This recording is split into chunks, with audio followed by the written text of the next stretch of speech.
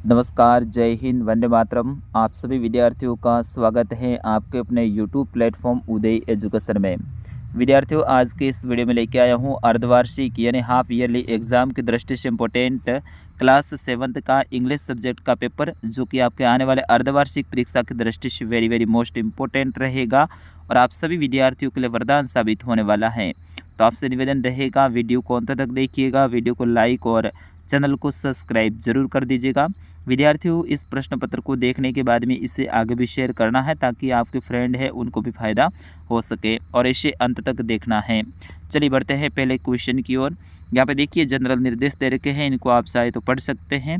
अपन direct चलेंगे प्रश्न की ओर। पहला प्रश्न है, fill in the blanks with correct articles. सही आर्टिकल का चुनाव करते हुए आपको रिक्त स्थान की पूर्ति करनी है, जो कि यहाँ पे ब्लैंक में दे रखा है। अगला है कि इसमें पहला देखिए, ही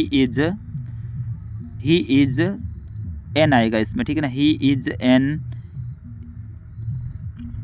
इंजीनियर, ठीक है। फिर उसके बाद में दूसरा देखिए, आई से मैंगो 3 इन गार्डन। तो इसमें जो आपका रहेगा ए आएगा, दूसरे में ए आएगा, तीसरे में आपका द आएगा, ठीक है। और चौथा है, इसमें भी आपके इसमें दोनों में द आएगा, ठीक है, द दोनों में आएगा। और चौथा है, इसमें ए आएगा। इस तरह से आपको इसमें रिक्त स्थान भरना है। विद्यार्थियों, में इंग्लिश का टीचर नहीं हूँ, इसलिए थोड़ा सा मुझे समझाने में दिक्कत हो सकती है, लेकिन आपको पेपर को देखना है, पेपर को समझना है, कौन कौन से क्वेश्चन इंपॉर्टेंट हैं, कैसे आएंगे, ये सारा फॉर्मूला आपको देखना है, ठीक है ना। तो वीडियो को अंत तक देखिएगा। दूसरा है कि fill in the blanks with suitable proposition from दज इन द ब्रैकेट्स। इसमें सूटेबल हैं वो आपको भरना है, ठीक है ना। इसमें से आपको जो ABCD में ऑप्शन दे रखा है उनमें से आपको भरना है। तो इसमें पहला है, इसमें आपका जो सही आंसर रहेगा ऑप्शन ए एमोंग, और दूसरा है, दूसरे में ऑप्शन बी सही रहेगा, इन, और तीसरा है on cooling water change ice. तो इसमें आपका जो तीसरा है इसमें ए रहेगा सही ऑप्शन इन टू, ठीक है।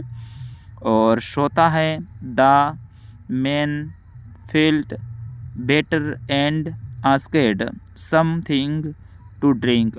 तो इसमें जो आपका चौथा है इसमें ऑप्शन सी रहेगा, ऑन समथिंग टू ड्रिंक, ठीक है। फिर उसके बाद में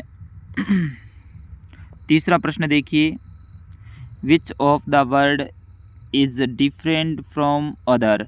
इनमें से कौन सा शब्द है जो अन्य से अलग हैं। जैसे टीचर, स्टूडेंट्स, क्लासरूम, डॉक्टर। इसमें देखो टीचर, स्टूडेंट, क्लासरूम ये सभी एक ही क्षेत्र से संबंधित हैं, स्कूल से संबंधित है, ठीक है ना। टीचर स्कूल में पढ़ाते हैं, स्टूडेंट स्कूल में पढ़ते हैं, क्लासरूम होता है उसके अंदर पढ़ाया जाता है, लेकिन डॉक्टर हैं ये अलग हैं। तो इसमें ऑप्शन डी रहेगा सही आंसर। उसी तरह से दूसरा है एप्पल, बनाना, ग्रेप्स, चपाती। एप्पल, बनाना, ग्रेप्स ये सभी के सभी तीनों क्या है, फ्रूट हैं, लेकिन चपाती ये रोटी एक अलग है, तो इसलिए चपाती इसमें भी ऑप्शन डी सही आंसर रहेगा।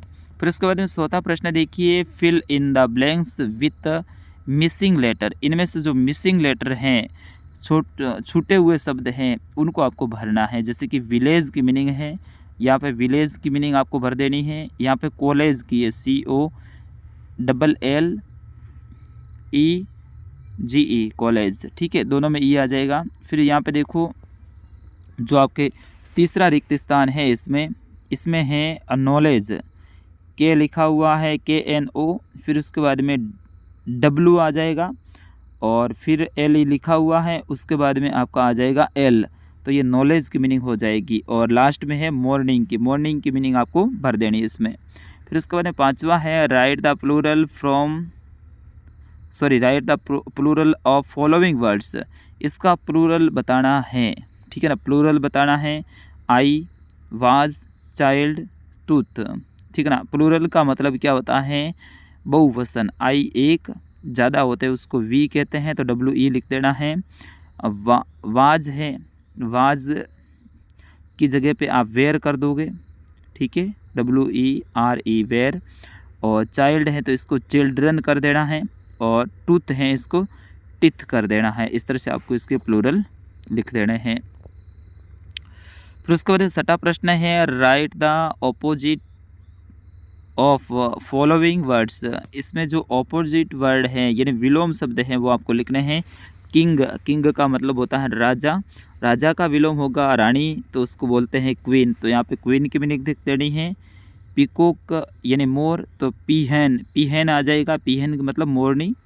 डॉग मतलब कुत्ता, तो कुत्ते को जो कुतिया होती है उससे बिच बोला जाता है, तो बिच लिख देना है BITCH, ठीक है, इस तरह से।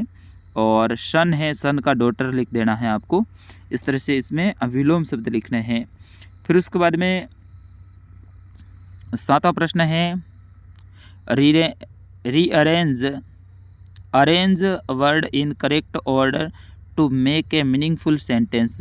तो इसमें जो सेंटेंस में अलग अलग तरह से अलग अलग वर्ड लिखे हुए हैं, इनको आपको अरेंज करके हुए सही सेंटेंस बनाना है। जैसे कि कन शी प्ले बैडमिंटन, तो इसमें आपका आएगा सी कन प्ले बैडमिंटन, पहले आएगा सी, फिर उसके बाद में कन, प्ले और बैडमिंटन। इस तरह से आपको ये पूरा सेंटेंस सही भर देना है। कैसे बनोगे, सी कन प्ले बैडमिंटन। उसी तरह से ही स्कूल गोइंग टू इज़, तो he is going to school, इस तरह से आप लिखोगे, पहले he is going to school सबसे लास्ट में आएगा।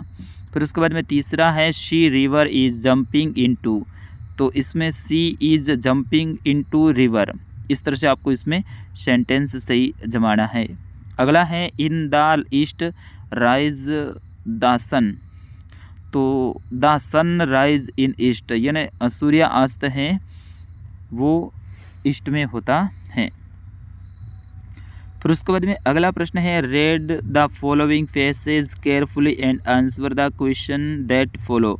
आपको पैसेज को पढ़ना है, पढ़ने के बाद में आपको जो आगे क्वेश्चन पूछे गए हैं उनके आंसर देने हैं, ठीक है। तो आराम से इसको पढ़ लीजिए और सारे प्रश्नों के उत्तर इसी में मिल जाएंगे। फिर उसके बाद में अगला है, राइट द पैराग्राफ। आपको पैराग्राफ लिखना है माई स्कूल के ऊपर, ये नहीं आता तो माई बेस्ट टीचर के ऊपर लिखना है। और 10वां है, राइट द स्टोरी। स्टोरी लिखनी है आपको ए ग्रेडी डॉग्स, ये नहीं आता है तो थ्रस्टी क्रो यानी प्यासे कौवे के ऊपर आपको स्टोरी लिखनी है। तो विद्यार्थियों, ये था कक्षा 7 का आपके इंग्लिश सब्जेक्ट का पेपर, जो कि आने वाले अर्धवार्षिक यानी हाफ ईयरली और वार्षिक यानी ईयरली एग्ज़ाम की दृष्टि से वेरी मोस्ट इम्पोर्टेंट रहेगा। विद्यार्थियों, मिलते हैं अगले पेपर में, तब तक के लिए मुझे अनुमति दीजिए। नमस्कार, जय हिंद, वंदे मातरम।